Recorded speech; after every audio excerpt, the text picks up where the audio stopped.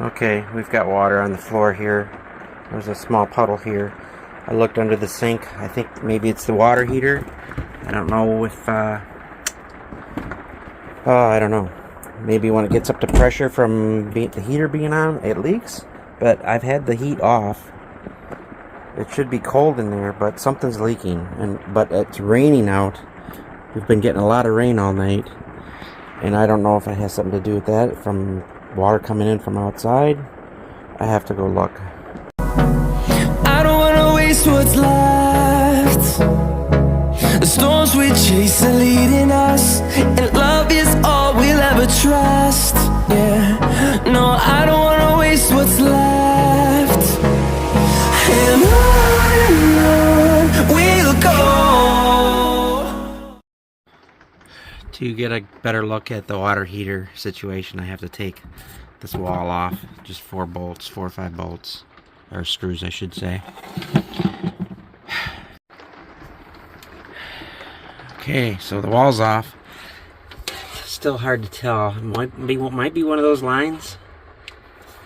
I'm going to take this floor off. There's only 2 or 3 screws. Okay, I don't know if this has been like this before.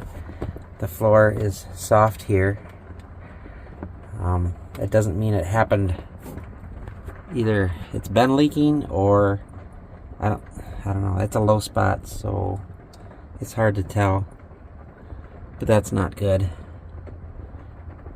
I might have to turn the water back on and pressurize the water heater again, just to see where it's coming from, because I can't really tell right now.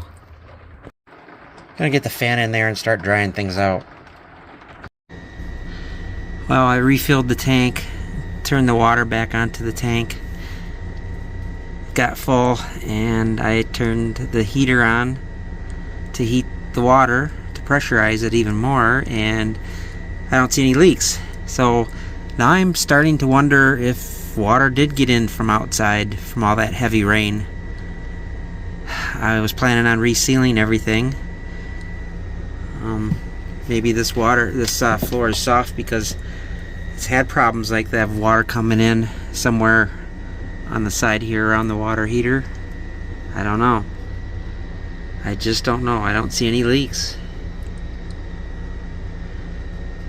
The water was puddled up around underneath this wood here. Of course, it's because it's a low point, and it's been soft there, so it's leaked before. I'm suspecting it's not the water heater, but it's just a seam on the outside of the RV possibly. Let's go look. I have no idea where it could be leaking. I mean, I guess it could be, there's a seal in there, but it's sealed. I didn't see any water on the top part of the water heater inside. I have no idea where it could be coming in. Who knows? I mean, I'm not an expert on these things. Unless I don't think it's inside the wall, because there's no soft walls inside. Unless it's coming down, I don't know, the inside of the wall, or on this side of the wall, so it's not showing up on the actual wall inside. I don't know. I need help. Cause it's not leaking now, so, and it coincided with that heavy rain we had. We never had such heavy rain. Well, we have, but I don't know if it was different this time. I don't know. I just don't know what to do. I guess I'm just going to keep an eye on it. Just periodically check it, and keep an eye out for if it rains again. Just do a double check when it rains. I don't know. Okay, with one project done, it's time to start another one. Okay, this is going to be kind of 2 projects in one. It's all about the refrigerator. I bought these this fan here for the back side of the refrigerator to keep it cool. Back behind the vent, I'm going to install this. This goes inside the refrigerator. This is probably the first project because it's a little rainy out today. I don't know if I'll get to the other one in time today, but I'm going to do this one first. This goes on the fins inside the refrigerator. So yeah, this goes on inside the fridge. It just clips on and you wire it to 12 volt, probably the light that's inside the refrigerator. And yeah, it should make the temperature inside the RV more normal. So we'll get to that. Okay, so I opened up the back of the fridge here, and the wires that came with it. I hooked up 12 volt to this side and the ground to this side. I just laid them on the terminals in there and pushed these back on, so they're kind of pinched in there, so I didn't have to do anything. I put the controller right here. I'm just going to lay it up here for now. I don't know if I'm going to mount it inside or not. The probe I'm just going to lay up in here. Right now I got to get this fan. I did try it out. It does work. I did plug it in. And I need to mount this on here now, on the brackets. Comes with 4 of these brackets, so we'll get them on. Okay, that wasn't too bad. I had to reverse these brackets, but it went on okay. Now we just have to connect the 2 fans. This is what it looks like with the clips on. Pretty slick. Let's just get these wires together, organized, and then put it in and try it out. Okay, this is my temporary setup. I have it set on auto at 80 degrees. So it'll kick on at 80 degrees. Or you can have it on manual and then pick the fan speed, I believe. Oops. I should mount this inside is what I should do.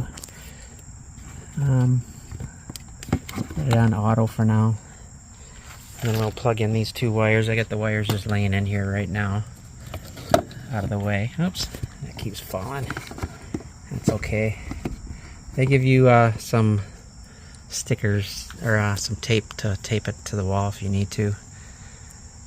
I could tape it right there, but I think I want to try to put it inside at some point. Alright, let's get this plugged in. Okay, I set it to 85 degrees. When I turn it up to 90, it shuts off. When I turn it down to 75, it turns on even faster. The fans go faster.